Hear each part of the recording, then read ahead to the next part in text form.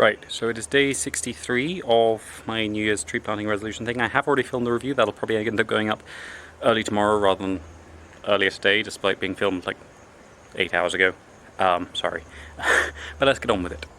Right, so today's planting is once again going in what will one day be the sort of sub-canopy of the Kapok. This is actually going on what should hopefully be more or less the edge of that, so it'll be more like the canopy from which the Kapok is an emergent, and it should sort of end up intersecting with the canopy of the rose apple, so sort of bridging the gap between those two plants.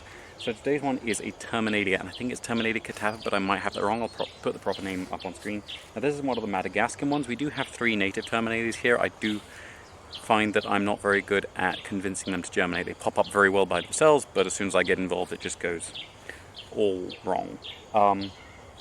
But so this species is one that grows a very, very straight bole, which I think probably would be good for timber. I don't know how well they'd coppice though, but it's also because it forms very distinct layers without any additional pruning. It creates a very sort of structural element, and it's very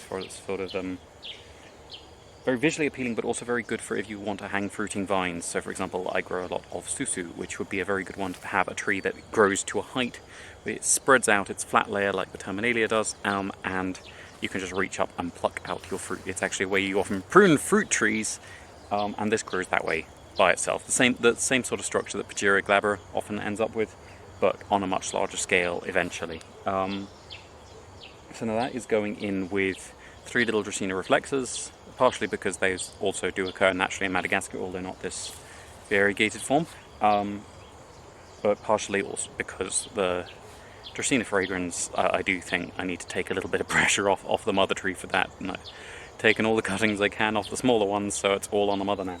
And then I'm going to be putting in 3 of the Bushveld cotyledons, which is a South and East African succulent, so it's closely related to the Kalanchoe, and I think reasonably toxic in its own right, although as far as I know not as toxic as a lot of the Kalanchoes, but it should form a nice toxic barrier, and also has a pink flower, which is quite attractive to a lot of sunbirds. And as well as that, as a succulent, it should be a nice drought-resistant ground cover, keeping the area around the roots of this plant, which does tend to have quite a lot of shallow roots as it establishes, nice and cool. And then to add to that effect, I'm putting in 3 little pieces of the Aloe arborescens, the Krantz aloe, which should spread out, fill out this area, make it relatively fireproof, also have nice pollinator-friendly flowers, and yeah, keep the ground around this little tree cool as it comes up and becomes quite a big tree actually. Yes, so that should be everything for today. Thank you very much for watching, and tune in again tomorrow for the review, which will probably be going up then, and what I decide to plant tomorrow.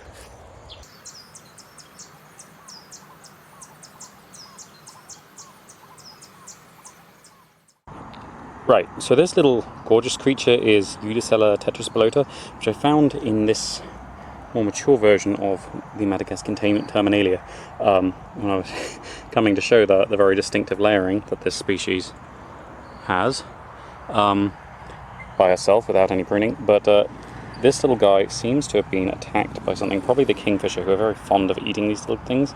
So I don't think he's really in this tree by choice. They usually turn up at sap flows, so I'm going to move him somewhere which I think should suit him better. So as you can see, his coordination isn't great, and I'm saying he, and you can tell he is a he because of this wonderful little protrusion on his snout, which is something that only the males have. The females are much simpler in the front end. And you see this way he's lifting legs, that very much as you get with some of the larger bees, that is very much a threat. There's not much he can do to follow through on that, but he will try. I'm putting him on an Albizia versicolor, I think.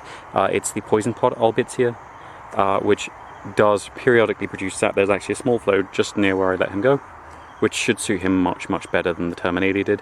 I will shuffle him into a shadier spot of it so he's less exposed to predators once I have finished videoing.